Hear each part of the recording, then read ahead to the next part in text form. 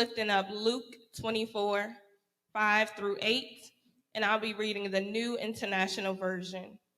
And it reads, "In their fright, the women bowed down with their faces to the ground. But the men said to them, 'Why do you look for the living among the dead? He is not here. He has risen. Remember how he told you while he was still with you in Galilee. The Son of Man must be delivered over to the hands of sinners, be crucified, and on the third day be raised again.' Then they remembered his words." I'd like to preach today from the subject, Rise Again. So if you're online right now, I want you to type it in the chat, Rise Again. Many believers around the world will come together today, whether virtually or in person, to celebrate one of the biggest days of our faith, Easter Sunday, or what we affectionately call Resurrection Sunday. It is a time when we shout because Jesus defeated death and was resurrected on the third day, often given the analogy of being the Super Bowl for believers. It is a time when we ought to be cheering the loudest, a time when our hearts should be full of joy, a time when we should rejoice because our Savior has risen. However, many of us, if we are honest, have become spiritually dead while enduring the pandemic. Many experienced the loss of loved ones or encountered sicknesses. Some can admit that the desire to pray is gone and that Bible study is just another virtual thing on our already too long to-do list. We have become anxious while watching CNN as the numbers for COVID appear to rise, drop, and rise again. Our stomachs turned as another headline replayed the same old story.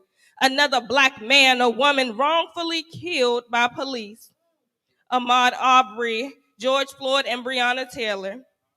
Stuck between a rock and a hard place, pandemic and police brutality. Some persons have become emotionally dead, tired of having to say their names while no justice has been served. Churches have had to change their methodologies of providing good news in what seems like a series of consecutive bad months. Students, parents, and teachers have had to adjust to virtual school. Many are experiencing what feels like being at the end of their ropes due to mental health breakdowns, burnout, and Zoom fatigue. So while many tuned into church today with a smile and predictable praise, I believe someone logged on today desperate for a sign not to give up. How does one rise again after job loss, divorce, miscarriage, heartbreak, the diagnosis, or injustices? There are times when life leads us to seemingly dead places, but when those times occur, we must allow Jesus' resurrection to be a reminder that we too can rise again. In the text, the women at the tomb were asked a powerful question by the men who were angels. Why are you looking for the living among the dead? It is interesting that although the women followed Jesus closely, witnessed the crucifixion, and were first at his tomb, in this moment, what they just saw a few days prior made them forget what Jesus said to them. They had prepared spices to take to the tomb, perhaps performing the same rituals for what they did not realize was the dawn of a new day. And I believe many of us can relate to the women in the text, stuck in what was while doubting the greatness that is to come. We have become so familiar with pain that we rehearse it. We unconsciously stay in dead places because it makes us the victim and unable to become the victor. We romanticize pain and equate closeness to Jesus and God with how much pain we can endure. A fickle theology of brokenness, so accustomed to pain that the mere thought of deliverance sends us in an uproar. We have developed a nagging complaint without a desire to change our behaviors. In verse 6, the angel said to the women, remember what he told you. As the women were reminded by the angels, their memory was refreshed. And you may ask the question today, how do I rise again in what appears to be a dead situation? And I came by to say that you rise again by remembering what Jesus promised you. His word will not return unto you void, but will accomplish and achieve the purpose for which he sent it. And I came by to encourage you on this Resurrection Sunday that a great victory sometimes looks like defeat at first. Let me say that one more time. A great victory sometimes looks like a defeat at first. Notice that the text redirects us. It moves us from grief to joy, death to life, and from our feelings to faith. Honestly, I see myself in the text. I must admit that there have been moments in my life when I allowed what I saw to make me forget what Jesus said. There were seasons of my life when I allowed my emotions to drive me. I moved by impulse, oftentimes to my own detriment. And I discovered that sometimes what I called moving by faith was actually moving by my feelings. And I know I'm not by myself.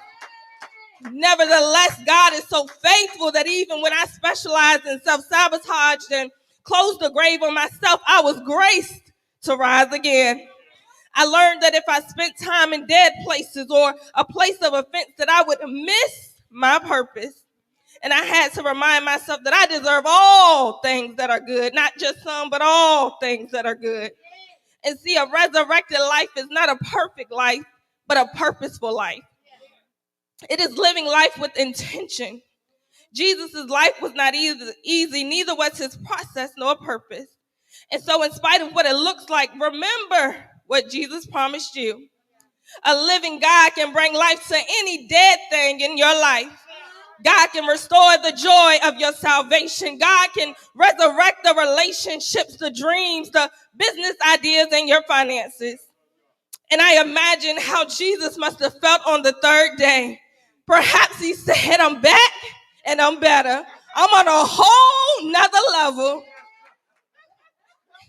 And so there is a hymn that reminds me of the authority we have in Jesus. The song says, because he lives, I can face tomorrow. Because he lives, all fear is gone. I know he holds my future. And life is worth the living just because he lives. See, the enemy tries to trick us into believing that we don't have a future. And I came by to encourage you that you are not going to die here. God has more for you. Because he lives, you cannot quit. And so to the person who may be considering suicide, because he lives, depression cannot claim your life. It will not be this dark forever. Hello, on the third day. Because he lives, you can rise above generational trauma. Because he lives, you are the head and not the tail. You are above and not beneath. Because he carried out his purpose and died, rose again on the third day, we all have access, not just the preacher or pastor, but everyone, regardless of sexual orientation, gender, financial status, race, or class. And I'm so grateful that we don't have to wait to get ourselves together. Because he lives, we can come broken, busted, and disgusted. Because he lives, you can live too. Come out of the grave, whoever you are. Come out of the grave. My sisters rise again. My brothers rise again. Show others what a resurrected life looks like. Rise again. Rise again. I dare you to rise again.